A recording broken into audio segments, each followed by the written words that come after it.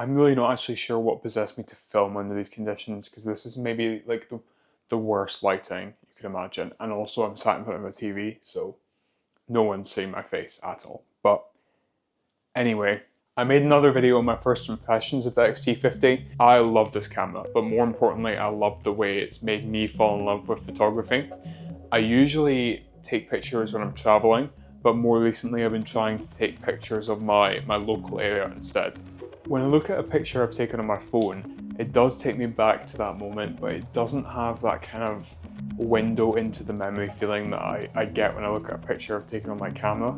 And that might just be because of the difference in detail or difference in processing, but also the kind of memory of the method of taking the picture. I know I'm very intentional with my camera, whereas with my phone it's more just point and take the picture, and maybe that's why I noticed such a difference. I don't know if what I'm saying makes sense, but hopefully if someone can try and explain what I'm trying to explain in the comments, that would be nice. Let's just get into the photos. So this first photo I took about a week after I got the camera, I think. I'd heard really good things about a park here in Dundee, so I took my dog for a walk there. And to be honest, the park was kind of disappointing, but I did find this burnt down car just sitting in the middle of the park, and I just thought it was so interesting. It's obviously not a technically good picture, but it takes me back to trying to figure out the camera and like my very first memories with it. This second picture is actually the same weekend, and you're going to see in a lot of these that I love, like a grid with a contrast background. But this was an exhibit at the V&A in Dundee, and I just love the way the pictures lined up against the blue background, the kind of variation in the colour between the pictures. But this was the first time I took my camera to a museum, and I feel like there's such a difference when I'm going around a museum with a camera compared to my phone, because I'm just so distracted all the time. I don't really look at the exhibits around me. I'm just always focused on social media or something, and I don't really live in the moment. But when I'm using my camera, I feel like I'm looking at things more intentionally, because there's no distractions, but also because I'm trying to find moments where I can capture it on my camera. A lot of people are probably watching this and thinking this is probably the most beginner set of pictures you've ever seen. But I love this one here. This was one of the first pictures I'd taken in Acros, because at first I thought there was no point shooting in black and white, but I totally got it after I started using it more. And I like the contrast between the kind of man-made straight edge stone blocks that are on the building compared to the River Tay, which is flowing, and it just cuts against it nicely. Shocker, another picture at the V&A here in Dundee. Number 4, I really like the way that these holes just kind of line up and then they go into the spaghetti mess. This is apparently meant to look like a whale from above, but I've not been in Google Maps to check, and I don't quite understand how it's meant to look like a whale. But either way, it's such a nice picture. Number 5 here is underneath the Tay Bridge. This is the Tay Bridge going across the top, and I really like the way that this super bright red plant just kind of covered up the white wavy lines going through the background, and also the way that the mural fit in the background. So with number 6 here, we're now going into pictures I took in Florence. This picture is not really exciting at all, but I could not stop looking at this after I took it.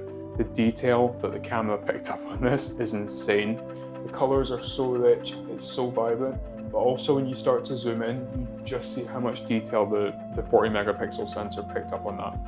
And as I said in my last video, I think that's probably the main reason a lot of people go for the X-T50 over something like the XM5 or the X-T30 Mark II. It's just that extra detail, and then that's when you start to notice it when you take a picture like this one. This is the same kind of idea, this one here. I just really like the warm gold of the ceiling, but also this had something a bit more exciting. This had the horse statue in there.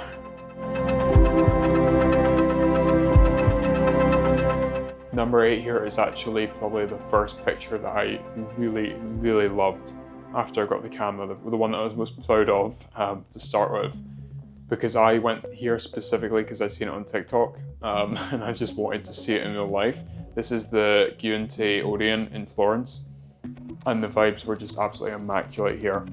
We were sitting upstairs in the balcony. It was really hard to get this shot because it was this kind of netted balcony that the camera lens didn't fit through, but I wanted to get the angle through the balcony.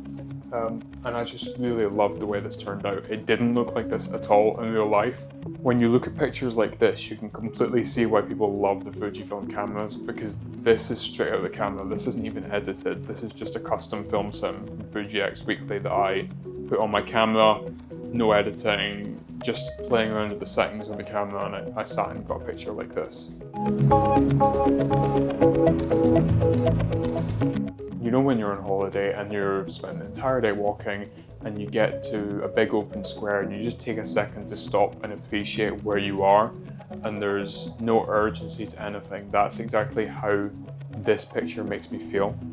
They're gonna kill me if they realize I posted this picture, but I just feel like I captured the exact memory of me standing there in this moment with this one here. I love it. I have nothing more to say apart from I was in Italy and there were some windows, so I took maybe the most cliche picture ever. And again, not really another exciting one, but I love my dog and I love this picture of my dog. The next few pictures are from a trip to Amsterdam, and this is just the most dreamy picture. This is a very touristy stroopwafel shop. We didn't even go in, didn't get any stroopwafels. I just stood outside, actually stopped people I was with because I wanted to specifically get a picture of the window above this shop, and it just turned out so nice. We actually did end up going to another stroopwafel shop, and that was probably even more of a tourist trap because I had a queuing system and everything. This next one makes me feel kind of the same way as the G&T Odeon picture that I took before. I just think I like nice and dark pictures of a lot of glow, where you kind of get that orangey vibe, especially this one. I just like the way that the water reflects the city skyline above. Everything seems to glow. There's just such a nice like composure to it as well. I just like the way the buildings are sitting in the middle. I took this one as we were traveling across the river from the centre of Amsterdam back to our hostel.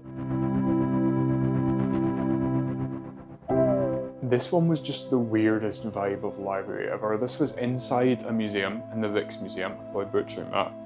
But you went through these glass doors that said "Silence please," and then you were in this huge tall library. There were people working down the bottom and a load of tourists on a balcony staring at them.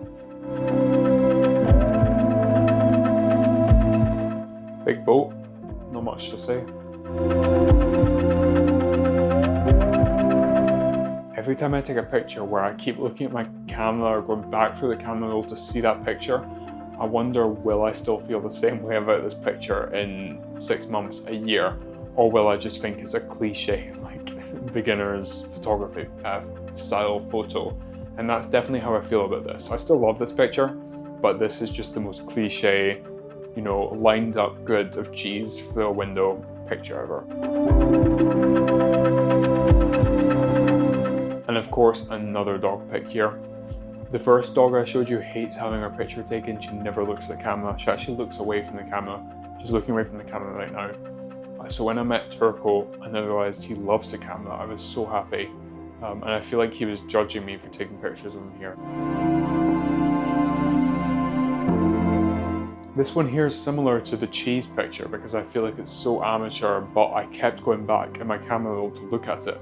I just really like the way that the castle on the hill with this kind of cliff sets into the background, but there's these trees in between the cliff and the background that kind of blend between them, and then you've got that nice meandering road up to the side.